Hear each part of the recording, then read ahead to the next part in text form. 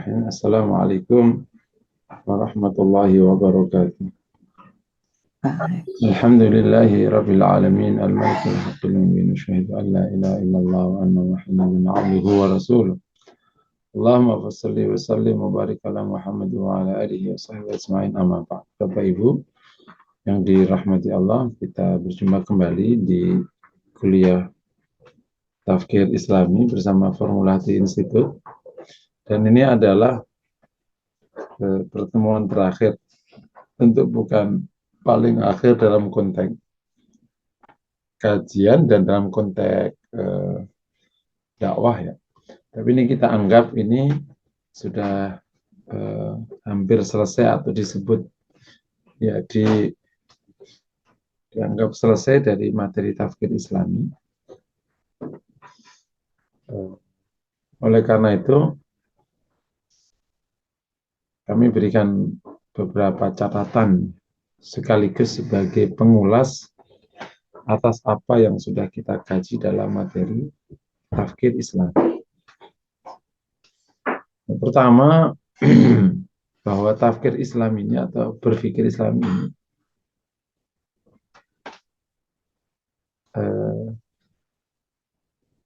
adalah sebuah materi khusus atau materi khas yang diambil dari berbagai macam literatur dalam Islam. Dimulai tentu dasar utamanya Quran maupun Sunnah. Kemudian setelah itu kan muncul beberapa ilmu, terutama usul fikih. Kemudian ada qawaid fikih. Bahkan juga ada namanya usul hadis, usul tafsir yang biasa dengan ilmu hadis, ilmu tafsir. Bukan tafsirnya, bukan ini, ilmu tafsirnya, ilmu hadisnya. Termasuk belakangan yang paling ujung muncul kitab namanya Manhajut Tafkir Islam. Itu semua menjadi referensi utama di dalam merumuskan materi ini. Harus diakui bahwa Tafkir Islam ini juga diadaptasikan gitu, atau juga mereferensi pada buku-buku atau studi tentang mindset ya, yang berkembang belakangan di dunia SDM. Cara berpikir strategik thinking ya, atau mindset cara berpikir yang dulu dirumuskan oleh para ulama kita karena hubungan yang cukup intens dengan para ilmuwan di luar Islam yang namanya akhirnya ilmu mantik itu, atau ilmu logika. Jadi kalau kemudian nanti hasil materinya yang sudah kita bahas itu tidak mudah ditemukan di buku lain, iya. Jadi dan itu sah sebagai sebuah materi, yang disampaikan ke masyarakat. Kalau merujuk ke teori penulisan ya teori dasarnya mana panjang lebar lah. Kalau kita nanya kayak gitu, dulu penemu teori dasar itu siapa? Kan nggak ada materi sebelumnya. Dia merupakan racikan dari berbagai macam ilmu. Gitu. Kalau penulis sekarang kan harus merujuk ke teori awal. Lah yang menemukan teori awal itu siapa? Kenapa kok jadi diterima? Nah, ini justru kalau di konteks ini jadi kurang tepat. Nah, oleh karena itu, termasuk di dalam penulisannya, kita sudah berdiskusi dengan penulis-penulis yang memang mendiskusikan masalah ini, tapi secara umum ini merupakan terobosan ya, kalau kita sebut terobosan. Dan semoga bahkan bisa menjadi gerbong baru untuk memahamkan kaum muslimin, dalam arti memberikan pencerahan baru. Gitu. Jika selama ini itu yang dicecer itu ibadahnya misalnya, tapi ada hal yang sangat mendasar yang tidak ketahuan karena tidak masuk kategori materi sebelumnya. Ada tauhid, ada fikih, ada akhlak. Nah, di tengah-tengahnya itu ada materi yang sangat dasar, namanya tafkir Islami. Yang terasa sekali itu di kalangan para mustahid. Mustahidlah yang menggunakan tafkir Islami itu untuk menentukan kenapa kok dia lebih memilih menggunakan pendekatan ini daripada pendekatan itu. Itu corak berpikir gitu, atau karakter berpikirnya. Dan seperti Imam Malik rahimahullahu taala lebih menggunakan pendapat dan uh, perilaku ahli Madinah sebagai referensi kalau nggak ditemukan di mana-mana. Itu kan karakter berpikirnya Imam Malik yang nggak ditemukan di Abu Hanifah. Itu yang kita pelajari. Sehingga bukan sekedar dasarnya yang kita pelajari, tapi karakter berpikir orangnya ini. Nah, karakter berpikir ini kalau kemudian kita rumuskan, kita bahwa ternyata ada panduan yang luar biasa yang sudah kita bahas selama ini. Ini yang pertama ya. Yang kedua, nah, tafsir Islam ini dari awal sampai akhir menekankan bagaimana kita berpikir atau mindset, ya, pola pikir. Gitu. Yang kita tekankan itu pola pikir, bukan tentang hasil pikirannya. Gitu. Kalau hasil pikirannya kan sekarang menjadi buku-buku itu. Ya, kalau yang jadi fikih ya fikih, jadi akhlak ya akhlak, dan seterusnya. Itu kan hasil berpikir. Nah, ini polanya. Nah, sehingga ketika kita mempelajari pola, kita akan bisa memahami lebih gampang hasil berpikirnya orang, termasuk yang sekarang kita temui di lapangan ketika ada sebagian masyarakat cenderung literalis ya dalam arti tekstual, ada cenderung kontekstual, itu kan karakter berpikir orang. Jadi kalau kemudian dipadankan, ya nggak jauh-jauh beda sebenarnya. Ini hanya beda cara memegang aja. Nah, yang ini kemarin sudah kita bahas tentang itu istihadi ya, ya memang rentan begitu. Nah itu kalau nggak dipahami kan jadi akhirnya kita menjadi tidak paham, padahal sebenarnya terlalu mudah itu dipahami sehingga tidak perlu ada konflik. Jadi kita belajar mindset atau cara berpikir atau pola pikir. Nah, yang kita berikan itu sebagiannya ada contoh-contoh kayak mindset tentang harta terakhir, mindset tentang kekuasaan. Kita tidak bicara tentang fatwa ulama, tentang kalau ini halal haram nggak tetap. Kita mindset tentang harta itu gimana? Oh, jadi sikap kita menjadi benar. Oke ya, jadi ini tentang, nah ada materi yang namanya pemikiran Islam. Nah, kalau pemikiran Islam itu hasil berpikir. Nah, namanya afkar Islam atau fikrah Islamiyah, pemikiran Islam. Itu hasil berpikir. Kalau ini adalah cara tafkirnya, berpikirnya. Semoga tidak salah ini. Nah, karena ini cara berpikir, sehingga perlu betul itu bagaimana saya berikan pengantar di awal ya, untuk benar-benar menyelisik tentang cara berpikir kita. Karena orang akan bertindak persis dengan pola pikirnya.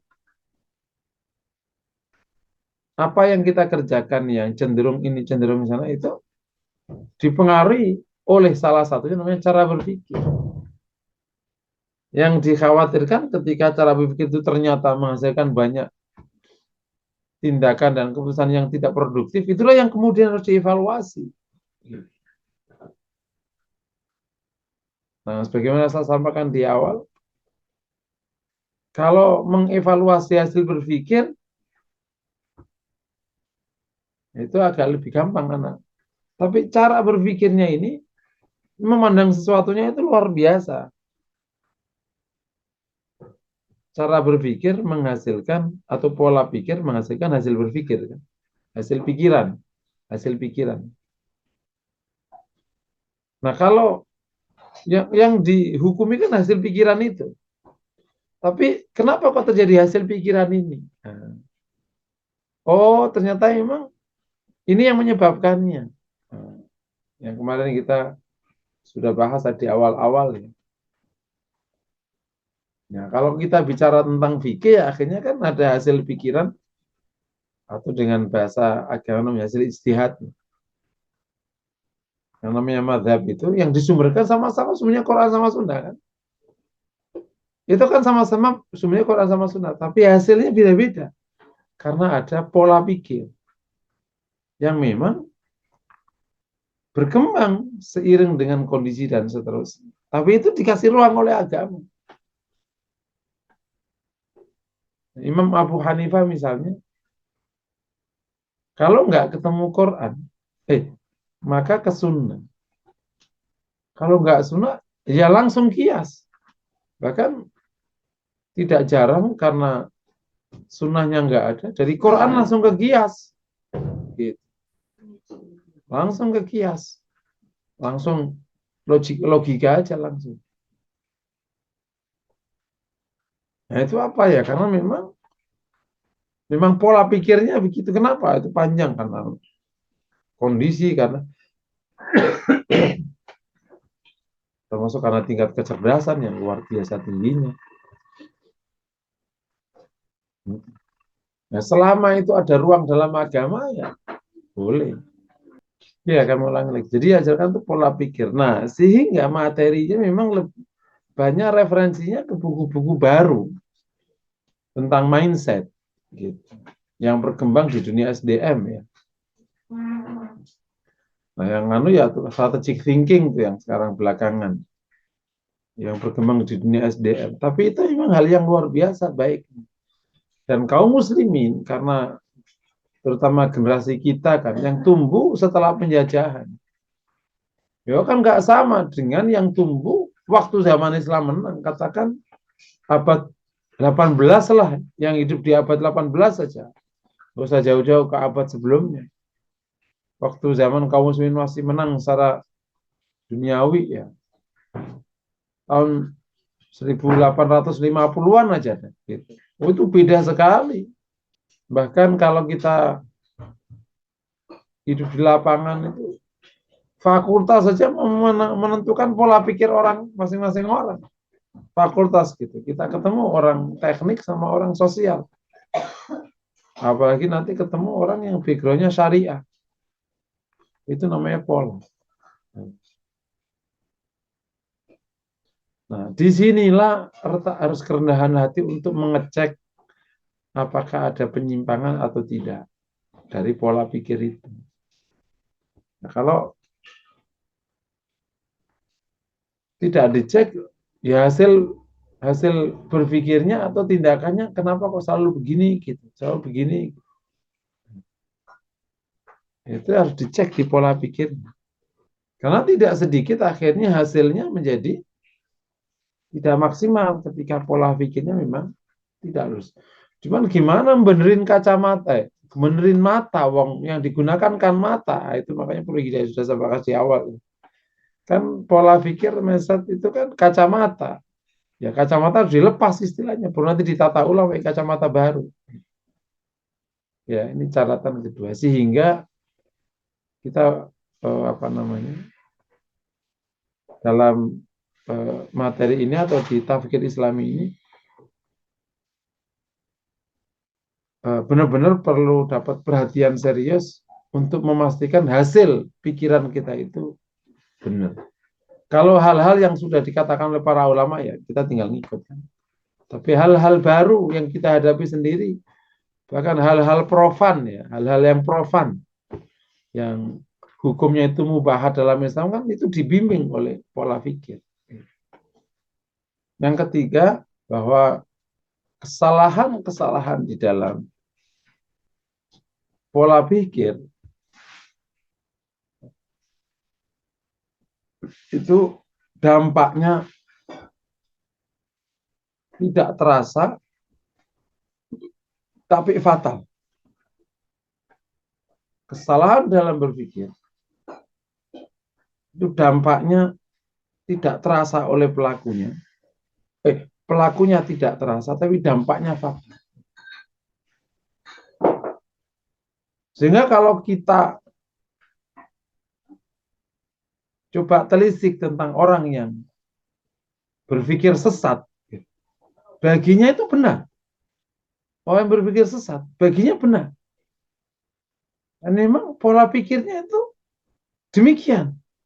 Disitulah Masya Allah, hidayah menjadi sangat penting. Itu hidayah sangat penting.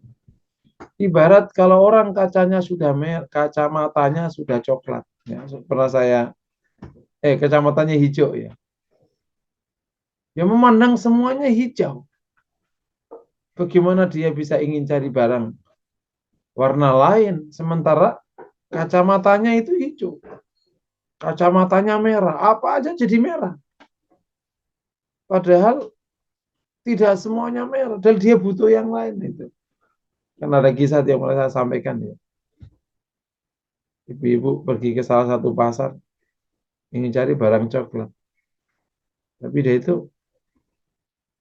dia kacamatanya coklat ya. Dia ingin cari barang hijau.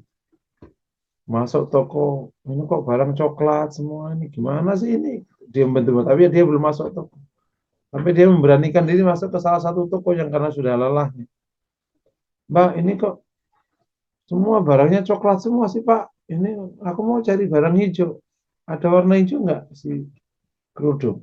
Bu, ini mah hijau. Ini coklat. Coba Ibu boleh nggak melepas kacamatanya? Lah ini hijau. Dari tadi juga hijau Bu, kacamata Ibu yang coklat. Ini kan kisah di training yang sering ya, yang cukup populer gitu. Sehingga kalau ibu ini nggak mau melepas kacamatanya sampai kapanpun ya, yang salah itu tokonya. Nah, tokonya yang dianggap tidak perform mengasih barang selain warna coklat. Padahal dia sendiri yang mewarnai semua barang jadi coklat. Bahkan kalau kita ketemu orang yang tasyadud ya, berlebihan sehingga menghasilkan terorisme gitu. Atau orang yang tasahul, memudahkan sehingga melahirkan liberalis gitu. Beragama tapi liberal gitu. Itu kalau kita teliti, itu di situ di pola berpikirnya itu. Makanya Masya Allah, kalau akhirnya hasil tindakan kita itu kok cocok sama agama, itu bersyukur kita kepada Allah. Karena ada pola pikir yang bahkan kadang kita nggak tahu, kita nggak bisa kendalikan, mestinya bisa dikendalikan. Nah, jadi hidayah itu menjadi penting. Poin ketiga yang paling penting. Hidayah itu menjadi penting. Makanya mendoa ihdinas siratal mustaqim itu menjadi penting.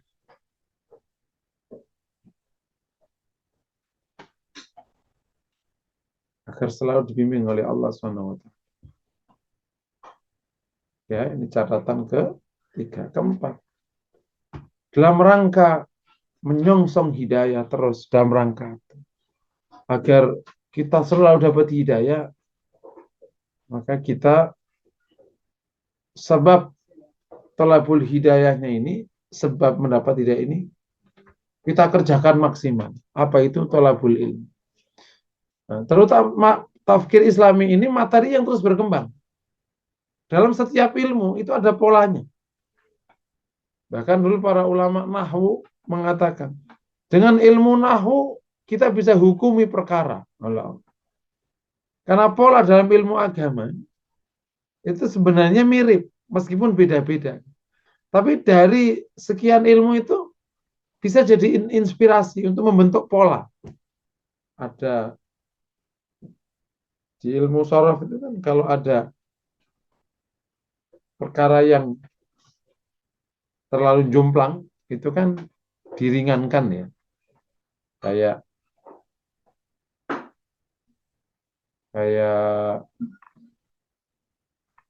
madada. Kan? Akhirnya jadi madda. Madada kan akhirnya jadi madda, bukan madada. Nah, oleh orang nahu, orang sorof, ini jadi inspirasi kita jadi pola. Jadi arti kalau sesuatu yang sama berulang, mendingan digabungkan aja. Oh, penggabungan sesuatu yang sama yang berulang, digabungkan. Nah, itu yang kemarin saya sodorkan ke jamaah yang minta kajian tafsir. Yang minta itu 2 kelompok atau 3 kelompok. Pertama dari Depok, Depok 2. Kedua dari anak-anak muda di Surabaya. Dan tersebar di mana-mana karena ini komunitas online. Satu lagi siapa ya? Nah itu saya minta gabung di sini. Ternyata nggak mau karena belum dapat pola pikir tentang menggabungkan perkara yang sama itu. Itu pola pikir itu. Masih maunya bacanya madada. Padahal kalau di ilmu nahwu kalau ada perkara yang sama berulang ya digabung aja. Jadi madda, faroro, farro. Madda, farro. Jadi cepat. Jadi dapat ditumpuk aja loh perkaranya sama. Nah, tapi kalau polanya nggak ketemu ya akhirnya pada nggak mau di sini. Nah, itu perlu terus belajar lah. Jadi yang kami sampaikan itu lebih ke arah hanya beberapa uh, grand dasar umumnya, terus pola khususnya, terus kemudian contoh-contoh yang belakangan itu ya. Nah itu yang lain-lain terus bisa dikembangkan. Jadi tolabul ilmu menjadi sangat penting. Semoga setiap saatnya kita terbimbing. Karena ilmu syariat itu Masya Allah. Ini mengcover semua urusan. Itu nomor 4 ya. Nah, tentang pentingnya terus tolabul ilmi agar pola berpikir kita itu terbimbing dengan ilmu-ilmu yang kita pelajari, itu lama-lama tentu saya udah mengasumsikan mata fikih Islam itu akan berkembang lagi. Kalau sekarang baru 51 pertemuan dan mungkin akan menjadi 51 bab ya. Kelihatannya penulisnya itu kok per pertemuan satu bab istilahnya atau mungkin satu subpasal bab. Yang sekarang sudah menjadi hampir 300 kalau sehalaman bukunya. Besar ternyata. Mungkin nanti mau dibagi-bagi. Karena memang terus berkembang. Nah, nanti habis itu nanti dirapikan lagi jadi sebuah buku yang benar-benar ilmiah gitu. Tapi kalau sebuah proses awal buku demikian udah cukup. Kalau diilmiahkan nanti malah nggak jadi buku. Harus ditesiskan nanti jadinya. Kan biasa buku-buku begitu.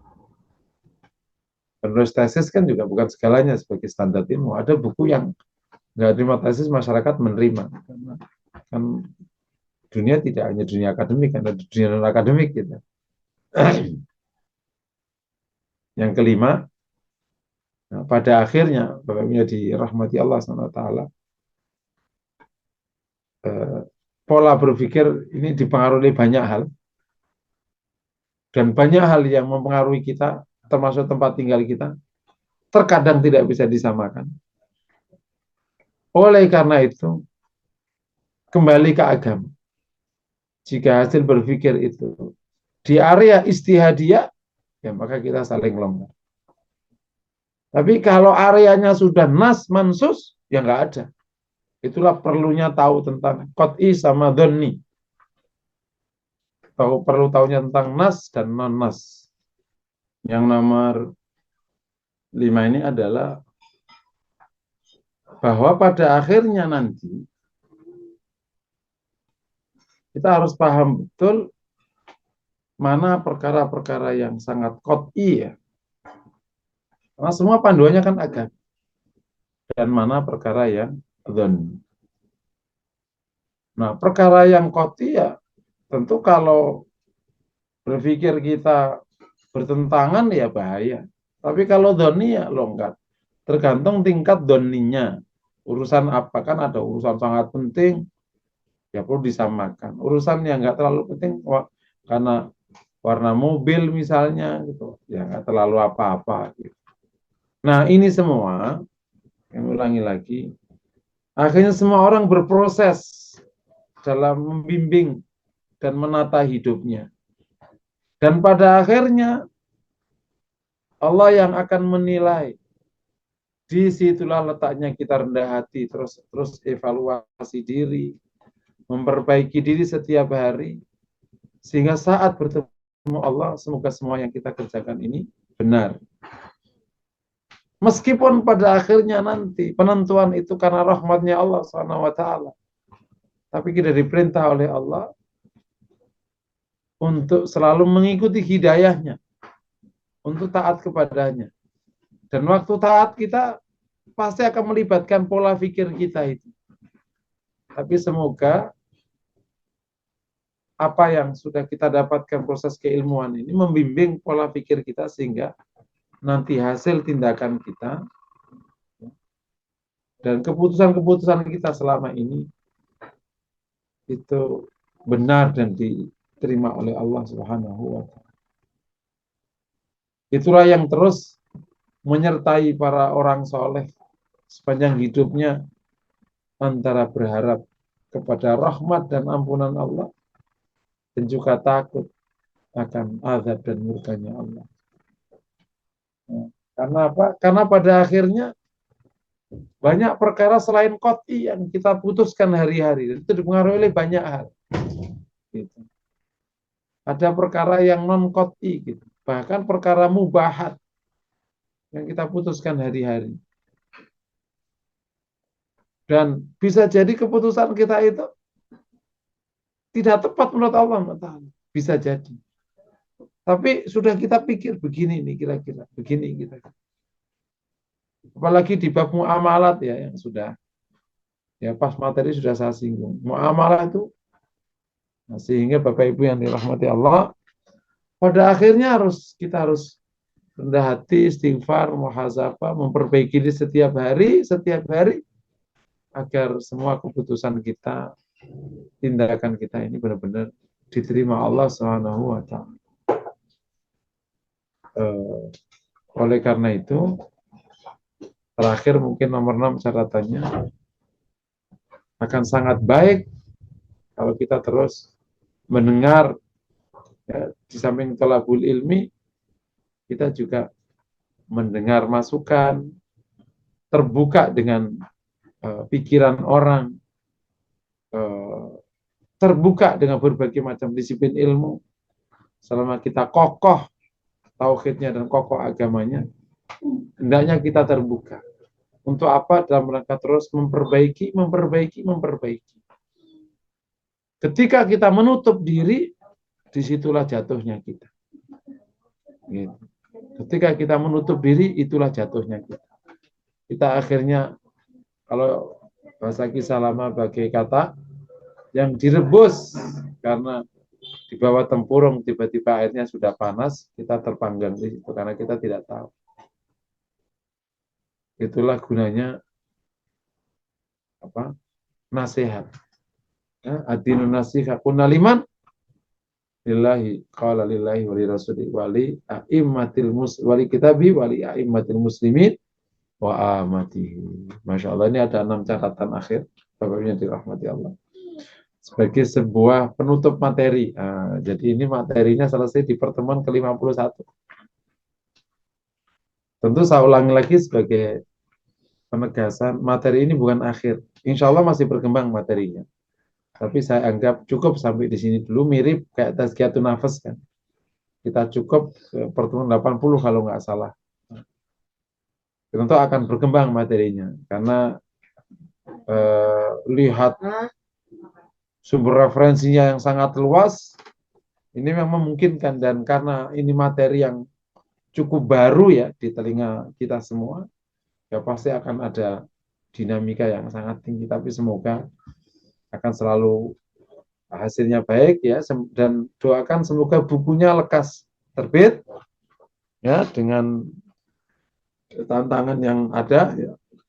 Sudah ada tim yang sangat kuat, insya Allah ada bagian transkriper dan ada penulis, dan penulisnya juga punya background syariah. Nah, semoga lebih baik lagi, backgroundnya Azhar, dan ada backgroundnya apa lagi gitu yang dipimpin oleh salah satu jamaah kita, Pak Lutfi, seorang ahli media ya. Nah, ini semoga nanti hasilnya bagus. Bagi ibu-ibu yang punya kontribusi dalam penulisan, bukunya tetap akan diterbitkan. Bagi yang punya kontribusi notulensi, nanti akan diterbitkan dalam bentuk notulen kajian. Judul bukunya gitu, notulen kajian X. Karena itu bermanfaat. Bagi yang sudah menulis, ya, yang sudah dari notulensi dan dari video sudah jadi buku, ya, infonya kan tim yang masih dibimbing sama Bu Yuli itu sudah ada bukunya lanjut sampai selesai, tidak boleh ada kerja di tengah jalan yang tidak bermanfaat. Jadi insya Allah nanti akan ada buku, ada hasil notulen, tetap itu digunakan karena itu ringkas sekali. Terus ada buku yang ditulis oleh tim lain tetap jalan karena kan bukunya lain, gitu. Nanti kalau yang sudah nulis buku Tazkiyatun Nafas itu sudah selesai, ya nanti kita hadirkan sebagaimana dulu udah buku selesai ketika nulis manajemen waktu atau agar waktu berharga itu ya. Nah, itu karya-karya ini kami ulangi lagi, ini sebuah karya semoga menjadi salah satu amal soleh kita semua.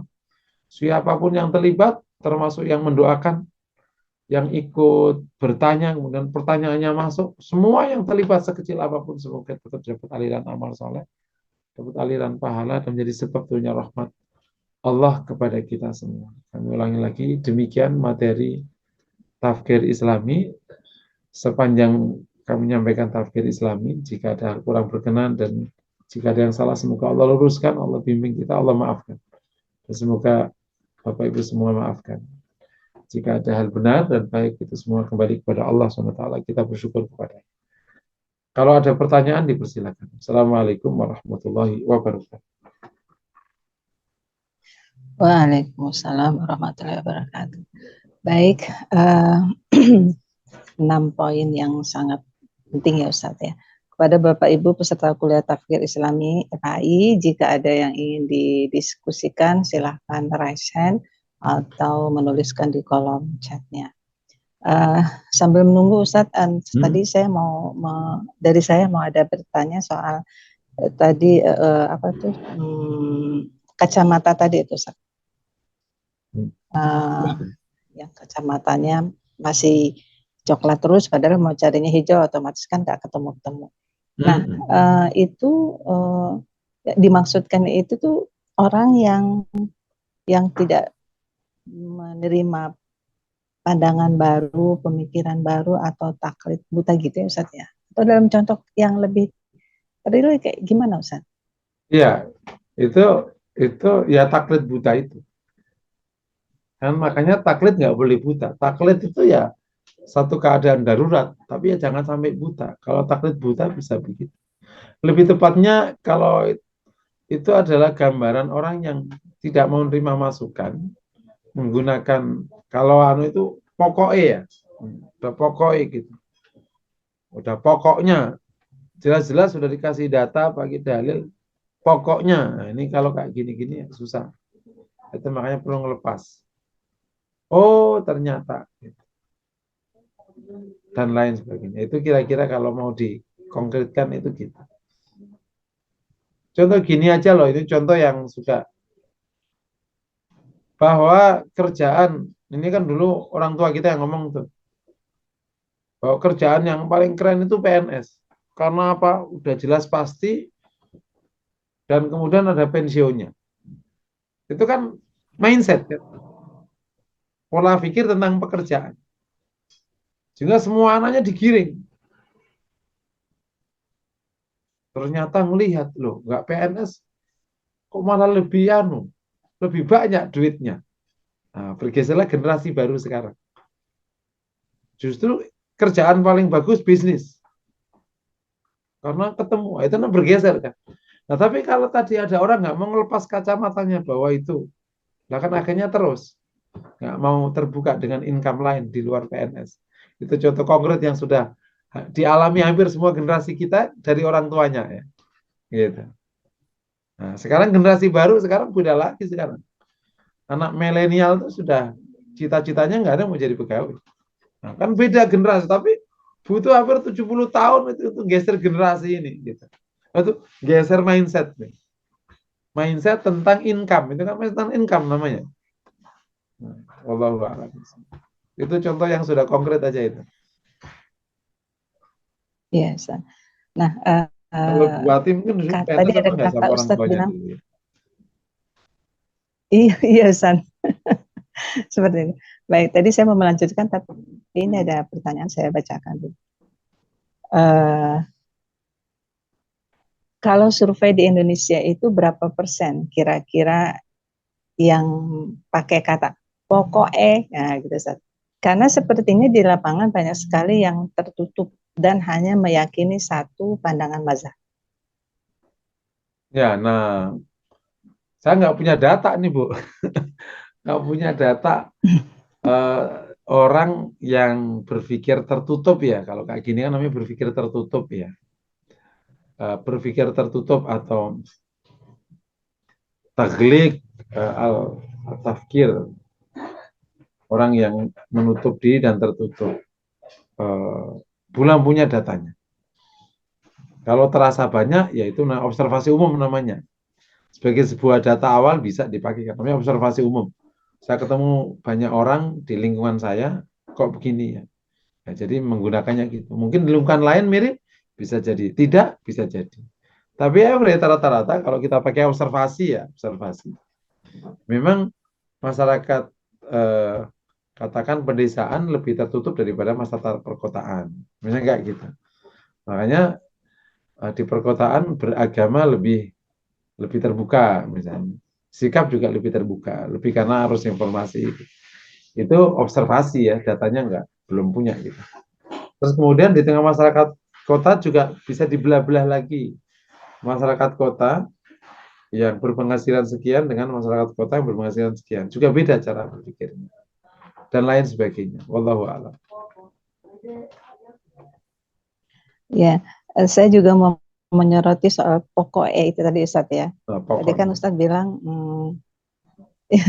kalau ada dalilnya ini, ya mungkin cobalah terbuka gitu ya. Jangan pokoknya gini ya. Nah, kan umat Muslim di Indonesia ini selalu kelahi, apalagi kalau udah mendekati yang baru sudah berlalu, misalnya soal Maulid, dan sekarang juga dengan krisis Gaza Palestina juga ada banyak pendapat-pendapat yang akhirnya jadi pada saling marah gitu di tengah umat Muslim.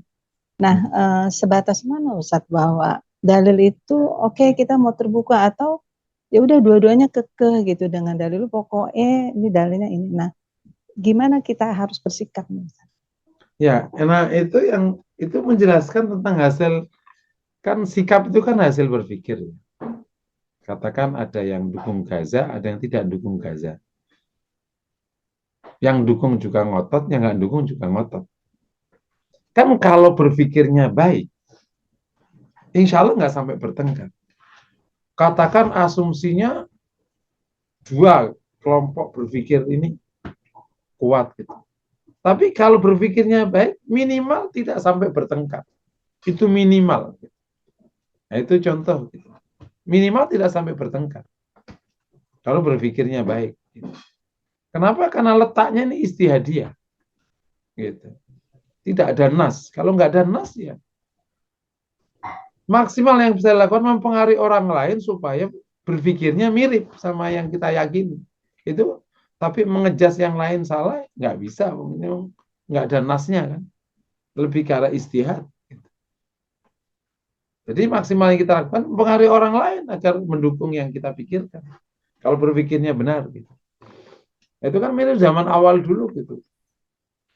Oh, semuanya. Kok akhirnya datang generasi yang akhirnya tidak bertengkar masalah itu. Tentang misalnya tadi maulid nggak maulid. Udah 13 abad dibicarakan. Muncul abad keempat. Abad keempat Hijrah ya. Sampai sekarang nggak selesai-selesai. Ya kan harus ditempatkan kan. Gitu. Jadi di konteks bab ini benar-benar antara kot'i sama doni itu harus paham betul kita. Nah, kalau doni dianggap jadi kot'i semua, ya memang akhirnya berat. Atau Qat'i dianggap doni, ya berat nanti, repot, bisa kufur dan murtad, naudzubillah. Begitu, wallahu a'lam bishawab. Apa namanya, terakhir dari saya pertanyaannya ini sambil menunggu yang lain. Kayaknya dari yang saya dapat simpulkan, Ustaz, tafsir Islam ini harus wajib dimasuki dengan ilmu tazkiyatun nafs ya Ustaz ya, agar terhindar dari perpecahan tadi Ustaz. Iya, makanya di formula hati itu, kalau kita mau, kan materi umumnya di majelis itu, tauhid, fikih, akhlak, itu materi umum dan tematik ya. Itu materi majelis. Nah, FHI itu mulai tazkiyatun nafas, tafkir Islami. Jadi urutannya itu kan kalau kita nyusun yang benar itu kan, urutannya itu akidahnya bagus. Setelah akidah, naik ke atasnya. Akidah kan yang paling bawah ya. Kalau kita susun yang paling bawah namanya hati, dan iman itu kan paling dalam. Paling intrinsik, super intrinsik. Namanya akidahnya. Di atas intrinsik akidah ini ada namanya sifat hati. Nah, itu kajian tazkiyatun nafas. Orang yang mencintai Allah, takut pada Allah, itu letaknya masih di hati kan. Nah, main eh, apa? Berharap kepada Allah. Terus ada syukur, ada sabar gitu. Terus naik sifat-sifat lebih tinggi lah. Nah, kemudian kan dari sifat ini melahirkan akhlak kan di luar tuh. Naik lagi dari hati ke pemikiran, mindset. Nah, ini materi tafsir Islami. Jadi akidah, tazkiyatun nafas, tafsir Islami. Setelah tafsir Islami baru fikroh Islami, hasil pemikiran. Hasil pemikiran, fikroh Islami, pemikiran Islam. Baru nanti ada tindakan. Nah, tindakan ada dua kan. Yang bersifat etika itu namanya akhlak, bersifat hukum namanya fikih, itu ilmunya. Jadi susunan ilmunya itu gitu. Gitu. Makanya kalau tazkiyatun nafas tanpa tafsir Islami, bisa orangnya baik tapi mikirnya ngaco. Gitu. Bisa jadi. Terjadi ada orang baik berpikirnya ngaco, hasil pikirnya. Tindakan kebijakan publiknya itu ngaco. Bisa terjadi. Tafsirnya berarti ngaco. Gitu. Hatinya oke, tapi tafsirnya ngaco. Terjadi. Ini ulama kok keputusannya kok agak ngaco. Ya tafsirnya sebenarnya ngaco. Bukan hatinya. Atau dibalik, orang berpikirnya bagus, tapi kok iri, dengki, sombong. Ya itu yang ngaco hatinya. Atau dibalik, hatinya baik, tapi kok syirik. Ya nggak mungkin sih ya. Hati baik syirik ya nggak mungkin. Kira-kira gitu. Wallahu a'lam. Iya baik Ustaz. Ini ada pertanyaan, saya anggap mungkin ini pertanyaan terakhir. Sebentar Ustaz. Ketika materi tafsir Islami ini digunakan sebagai materi pendidikan untuk anak-anak, bagaimana urutan kurikulum secara umum yang perlu diajarkan Ustaz? Jadi kalau kita nanti harus ajarkan ke anak-anak, harus disederhanakan materinya menjadi tafsir Islami untuk anak-anak ya. Di awal-awal kan tentang qat'i dzon itu untung ya. Selalu merujuk ke Quran, itu kan pola pikir gitu. Itu bisa nanti diadaptasikan Bu gitu. Nah, kalau misalnya Bapak Ibu yang orang pendidikan dan pendidikan usia dasar, anual dasar, boleh nanti hasil bukunya disadur aja menjadi level anak-anak. Ayo jadi amal, ayo jadi musabaqahul khairat. Bisa nanti disodorkan ke jejaring sekolah-sekolah kita, agar diajarkan ke anak-anak. Gitu. Jadi anak-anak ini harus dapat materi, tauhid itu otomatis ya. Itu harus diajarkan tazkiyatun nafas dari kecil, dari SD harus nanti. Kalau inilah kampanye formula hati itu, yang kampanye strategik itu. Ibu-ibu yang kalau aku ikut dukung, berarti ada kampanye tazkiyatun nafas menjadi materi di sekolah dasar. Gitu. Namanya tazkiyatun nafas. Gitu. Diajarkan mencintai Allah, takut pada Allah. Diajarkan dari kecil, bukan setelah gede baru diajarkan Bapak. Terus kampanye berpikir itu juga dari awal diajarkan. Gitu. Jadi berpikirnya itu bagus dari awal. Nah, itu juga bagian dari istiadat. Boleh nanti kalau mau disadur ya menjadi materi untuk anak-anak. Wallahu a'lam. Ya, baik Ustadz. Apakah ada terakhir dari Ustadz atau Terakhir nih sudah? yang perlu saya sampaikan secara umum ya, ini sebuah ikhtiar agar kita bisa lebih tepat, lebih baik. Dan nanti insya Allah ada jeda beberapa saat. Nanti biar pengurus diskusi sama saya ini lanjutnya gimana. Memang sedang ada pemikiran ya yang online itu, yang majelis, yang FHI mau di offline kan semua. Tapi akan memungkinkan enggak? Coba nanti dilihat datanya. Peserta FHI ini orangnya di Jabodetabek atau orangnya jauh di mana-mana. Nah, kalau jauh di mana-mana ya tetap berarti normal. Berarti FHI punya online dan punya offline. Karena sekarang kita punya pengajian ya, katakan yang offline itu ada 3 ya. Di Ar-Raudhah itu Sabtu pagi, tematik itu majelis bulanan. Kemudian di Pondok Indah itu majelis. Nah, yang masyarakat atau jamaah An-Nasr itu kan minta buka di FHI di An-Nasr Bintaro sektor 5. Apakah nanti polanya, nah ini saya coba nanti juga pengurus pikirkan, apakah misalnya majelis yang ada di Pondok Indah itu dinaikkan kelasnya menjadi Formula Institute aja, karena atau itu memang sudah kelas dan banyak peserta yang itu sudah peserta lama di majelis, bahkan di majelis-majelis lain. Itu peserta saya perhatikan itu pesertanya bukan peserta pemula yang baru ngaji. Nah, sehingga sudah sangat mungkin materi-materi FHI yang dimasukkan. Jadi namanya FHI. Nah, FHI ini kalau sebagai benchmark para pengurus dan para jamaah itu benchmarknya itu kuliah mubalik Azhar. Nah, itu 2 tahun. Mungkin ibu-ibu dulu pernah ikut. Atau kajian para Madinah, kalau yang agak ke sana ya maksudnya. Level kelasnya itu. Dibuat kajian kan waktu itu ya bisa di masjid, bisa di hotel, bisa di apa.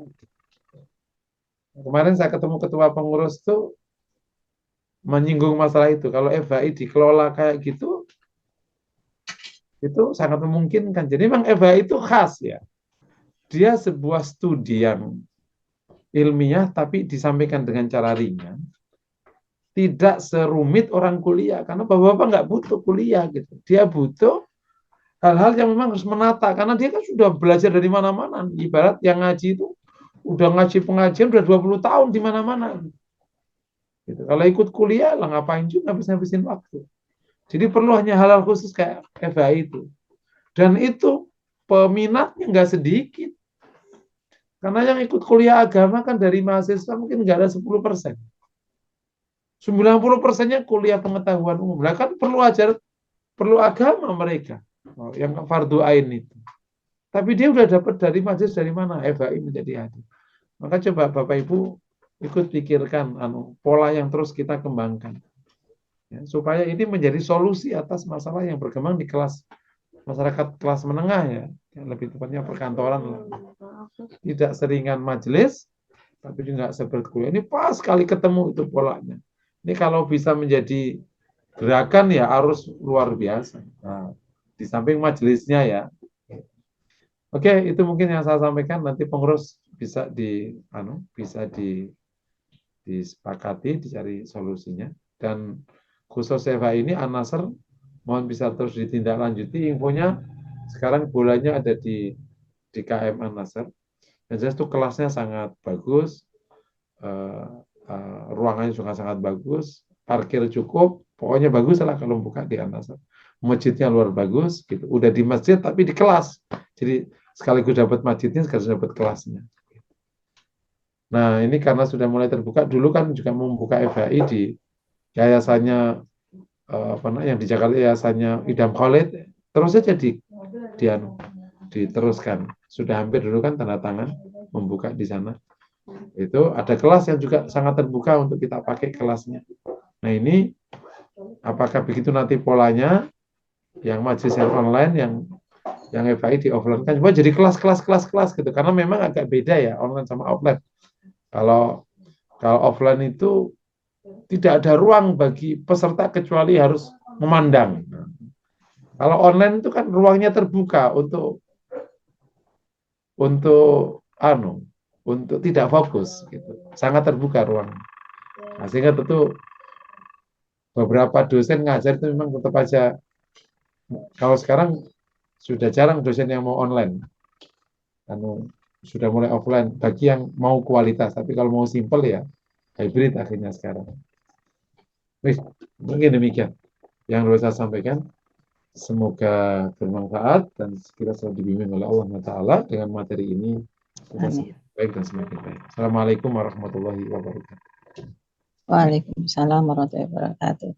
Baik, kepada Bapak Ibu peserta kuliah Tafsir Islami yang bulan ini belum berwakaf, silakan salurkan wakafnya di pembangunan Masjid Ma'had Hali di Purwakarta. Silakan ke transfer untuk ke rekening Yayasan Amanah FH BJB Syariah 50 50 30 153 89.